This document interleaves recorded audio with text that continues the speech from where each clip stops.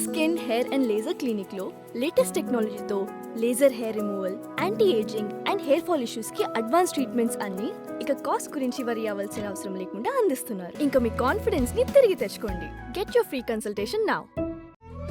తెలుగు వారి number 1 choice Telugu matrimony. AP budget highlights ఇవే. ఏ శాఖకి ఎంతో ఈ వీడియోలో మీకు తెలియజేస్తాను. ఇక వివరాలకు వెళ్ళినట్లయితే ఆంధ్రప్రదేశ్ బడ్జెట్ సమావేశాలు జరుగుతున్న తరుణంలో ఈరోజు బడ్జెట్ని ప్రవేశపెట్టడం జరిగింది. ఆంధ్రప్రదేశ్ ఆర్థిక శాఖ మంత్రి అయినటువంటి పయ్యావుల కేశవ్ ఈరోజు ఈ యొక్క శాసనసభలో తన యొక్క బడ్జెట్ ప్రసంగాన్ని ప్రారంభిస్తూ 2026-27 సంవత్సరానికి గాను 3,32,205 కోట్లతో బడ్జెట్ను ప్రవేశపెడుతున్నట్లు చెప్పారు.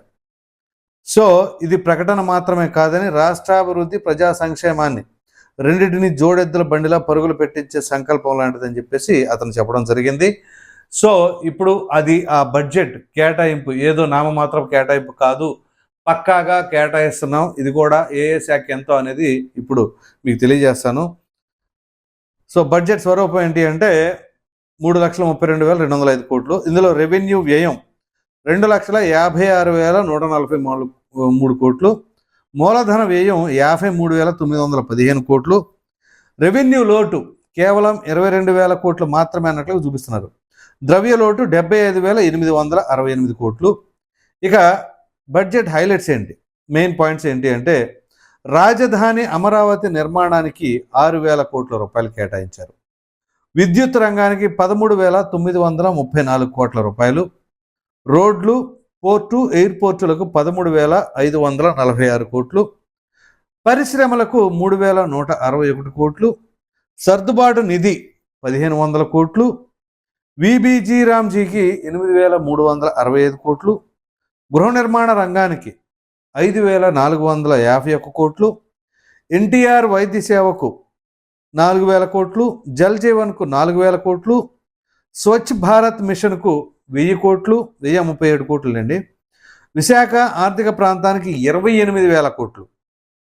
ఈ ఆర్థిక ప్రాంతం పరిధిలోకి 10 జిల్లాలట. 9 జిల్లాలతో అమరావతి ఆర్థిక ప్రాంతం, రాయలసీమ గ్లోబల్ హార్టికల్చరల్ హబ్కు 30,000 కోట్లు, ప్రతి జిల్లాకు ప్రత్యేక సైబర్ క్రైమ్ పోలీస్ స్టేషన్, పాఠశాల విద్యాశాఖకు 32,308 కోట్లు, పంచాయతీరాజ్కు 22,942 కోట్లు, వ్యవసాయము, వ్యవసాయానికి అనుబంధ రంగాలకు 13,598 కోట్ల రూపాయలు, అన్నదాత సుఖీభావకు 6,600 కోట్లు, పోలవరానికి 6,105 కోట్లు, హోంశాఖకు 9,165 కోట్లు, మున్సిపల్ శాఖకు 14,539 కోట్లు, జల వనరుల శాఖకి 18,224 కోట్లు, హాస్టల్లో గురుకులాలకు 300 కోట్లు, విద్యార్థులకు ఉపకార వేతనాలకు 3,826 కోట్లు, మధ్యాహ్న భోజన పథకం కింద 2,161 కోట్లు, ఎన్టీఆర్ భరోసాకి 27,719 కోట్లు. సో ఈ ప్రకారంగా ఈ యొక్క బడ్జెట్ కేటాయింపు చేస్తే ఇప్పుడు సాధారణంగా ఏ రాష్ట్ర ప్రభుత్వం అయినా కేంద్ర ప్రభుత్వం అయినా సరే బడ్జెట్ సమావేశాలు, బడ్జెట్ కేటాయింపులు చేసినప్పుడు ఖచ్చితంగా ప్రతిపక్షాలు అనేవి దానిపైన విమర్శనలు అలాగే ఆందోళనలు చేపడతా ఉంటాయి. ఇటీవల కేంద్ర ప్రభుత్వం ప్రవేశపెట్టిన బడ్జెట్ కనుక చూసినట్లయితే కోర్స్ ఆంధ్రప్రదేశ్కి సంబంధించిన కూటమి, ఇక్కడ డబుల్ ఇంజిన్ సర్కార్ కాబట్టి వీళ్ళు బేష్ బ్రహ్మాండం అని చెప్పేసి అంటారు. కానీ దాన్ని ఖండించేది ఎవరు? ప్రతిపక్షాలు. మరి వైసీపీ విపక్ష పార్టీయే కదా, ఆ కేంద్రం ప్రవేశపెట్టిన బడ్జెట్ని కనీసం ఇసుమంత కూడా ఒక మాట అనలా. అరే ఈ బడ్జెట్కి సంబంధించి ఏ ఒక్కరు కూడా కామెంట్ చేయలే. ఎందుకనంటే బడ్జెట్ సూపర్ అయినా లేకపోతే బీజేపీ జోలికి మేము వెళ్ళలేమని, ఈ రెండిట్లో ఏదో ఒకటి అయ్యి ఉండాలి. సో ఇది ఒక అంశం. ఇప్పుడు రాష్ట్ర ప్రభుత్వం ఈ బడ్జెట్ ప్రవేశపెట్టింది కాబట్టి అప్పుడు లేవని గొంతు ఇప్పుడు ఖచ్చితంగా లేస్తుందా? ఖచ్చితంగా లేస్తుంది.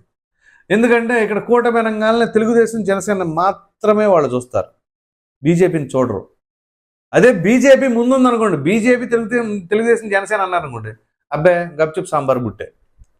కానీ ఇక్కడ బీజేపీని ఏ రోజు కూడా టార్గెట్ చేసి జగన్మోహన్ రెడ్డి ప్రెస్ మీట్ పెట్టినప్పుడు తెలుగుదేశం పార్టీని, పవన్ కళ్యాణ్ని అని అంటారు. కానీ ఎక్కడా కూడా బీజేపీని, మోదీ గారిని, లేకపోతే బీజేపీ రాష్ట్ర అధ్యక్షుల్ని, లేదా బీజేపీలో ఉన్న కేంద్ర మంత్రుల్ని ఏ ఒక్క ప్రశ్న కూడా సంధించలేరు.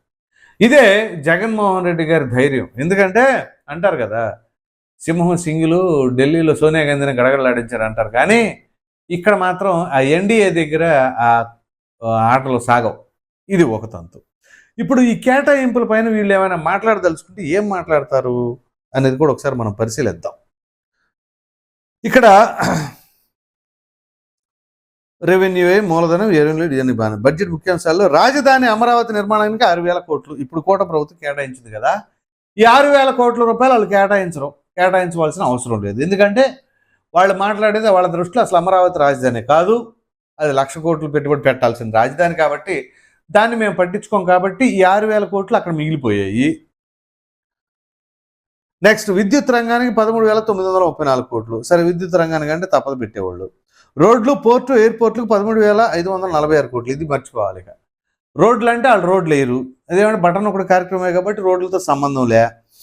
పోర్టు, ఎయిర్పోర్ట్లు, జిల్లాకు ఒక ఎయిర్పోర్ట్ నిర్మిస్తానని చెప్పేసి అన్నారు, అదేమైందో తెలుసు.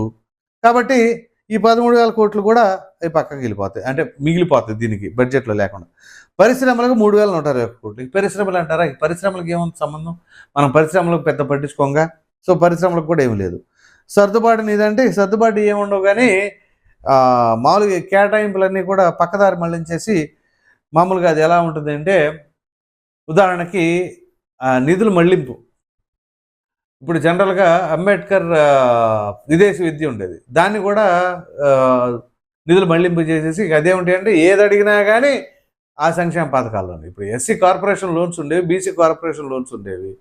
ఆ లోన్స్ ఏవి అంటే అయ్యో అందులో అది అమ్మ ఒడిలోనూ, లేకపోతే అదేందో ఆటో వాళ్ళకి వేసే ప్రాబ్లం ఇవి ఉంటాయి కదా, వాహన మిత్ర అని ఇట్లాంటివి అనమాట, అవి చెప్పేవాళ్ళు. సో ఇక మిగతా అంటారా, జల్ జీవనం, స్వచ్ఛ భారత్ అనేది వాళ్ళు అసలు పట్టించుకోలేదు. అమరావతి ఆర్థిక ప్రాంతం, రాయలసీమ గ్లోబల్ హార్టికల్చర్ ఇట్లాంటివి ఏమి ఉండే కాదు. ఇక పాఠశాల, విద్యాశాఖ కొంత కేటాయించారు, దాన్ని కాదని అనకూడదు. అన్నదాత సుఖీభావ అంటే రైతు భరోసా కేంద్రాలు అప్పుడు పెట్టారు కాబట్టి అది ఓకే. ఈ మున్సిపల్ శాఖ అంటారా, అది పెద్దగా ఏం లేదు. జనవనరుల శాఖ, లేకపోతే పోలవరం అంటారా, పోలవరం కూడా ఎంతో కొంత పూర్తయింది. కాబట్టి సో అంటే ఏదో విమర్శ చేయాలంటే అన్నిటిని విమర్శించాలని కాదు, కానీ సో ఇక కనుక మనం చూసినట్లయితే ఓవరాల్గా ఇక్కడ ఈ బడ్జెట్కి సంబంధించిన వ్యవహారంలో మొత్తం మీద 3,32,200 కోట్లతో ఈ ప్రవేశపెట్టిన ఆర్థిక మంత్రి దాని యొక్క శాఖలకు సంబంధించి అంతా కూడా చక్కగా వివరించారు. ఇప్పుడు అసలు వ్యవహారం ఏంటి, మరి వైసీపీ దీనిపైన ఎలా స్పందిస్తుంది? బడ్జెట్ బాగుంది అని 100% మాట్లాడరు. ఇప్పుడే కాదు, ఎప్పుడు కూడా ఏ ప్రతిపక్ష పార్టీ కూడా యాక్సెప్ట్ చేయదు. యాక్సెప్ట్ చేస్తే ఇంకా రాజకీయం ఎలా అవుతుంది? కాబట్టి ఇప్పుడు ఎక్కడెక్కడ తగ్గింది, ఎంతెంత తగ్గింది, దానికి ఎంత పెడితే బాగుండేది అనేది చెప్పాలి. బడ్జెట్లో ఏముంది అంత గుండు సున్నా అని చెప్పడం కాదండోయ్. ఆ సబ్మిషన్ ఎలా ఉండాలి అని అంటే, ఇది ఏ రకంగా పెడితే బాగుంటుంది, అదే మేము ఉంటే పలానా దానికి ఎంత కేటాయించేవాళ్ళం అని కూడా చెప్పగలగాలి. ఇప్పుడు ఉదాహరణకి అమరావతి ఉంది, అమరావతి వాళ్ళ మేనిఫెస్టోలో లేదు, వాళ్ళ మనసులోనూ లేదు. కాబట్టి ఇక్కడ ఏదైతే కూడా ప్రభుత్వం ఈ 6,000 కోట్లు దానికి కేటాయించిందో అది వాళ్ళకి సేవ్ అయిపోయింది. సో ఏదైనా ఉంటే బటన్ నొక్కుడు కార్యక్రమం అని చెప్పేసి మాత్రమే చెప్పేవాళ్ళు. సో ఆ బటన్ నొక్కుడు కార్యక్రమం ఎంతవరకు జరుగుతుందా? రోడ్లు లేకుండా, రాజధాని లేకుండా, పోలవరం పూర్తి చేయకుండా బటన్ నొక్కుడు కార్యక్రమం ద్వారా నడుస్తుందంటే ఇక అది ప్రజలు అర్థం చేసుకున్నారు కదా మొన్న ఎన్నికల తీర్పును బట్టి. దాన్ని బట్టి ప్రజలు దేన్ని ఆదరించారు, దేన్ని హర్షిస్తున్నారు, దేన్ని వ్యతిరేకిస్తున్నారు అనేది ఒక క్లారిటీ ఉంది. సో ఓవరాల్గా ప్రజలందరూ కూడా ఎంతో ఆసక్తిగా ఎదురు చూస్తుంటే ఈ బడ్జెట్కి సంబంధించి ఓ విధంగా బడ్జెట్ చాలా బ్రహ్మాండంగా చేశారని చెప్పేసి అయితే కొంతమంది అభిప్రాయపడుతున్నారు. అయితే దీనిపైన ఎక్స్పర్ట్స్ ఉంటారు, ఫినాన్షియల్ ఎక్స్పర్ట్స్ అనేవాళ్ళు ఉంటారు. వాళ్ళతో చర్చలు జరిపిన తర్వాత వాళ్ళ అభిప్రాయాలు చెప్తారు. అందులో ఏంటి అనేది అసలు మన అనుభవం కూడా సరిపోదులేండి. ఈ బడ్జెట్కి సంబంధించి మాట్లాడాలి అంటే దీనికి సీనియర్ మోస్ట్ ఎక్స్పర్ట్స్ ఉంటారు. వాళ్ళు కూడా దీనిపైన ఎలా స్పందిస్తారు ఏంటో చూద్దాం.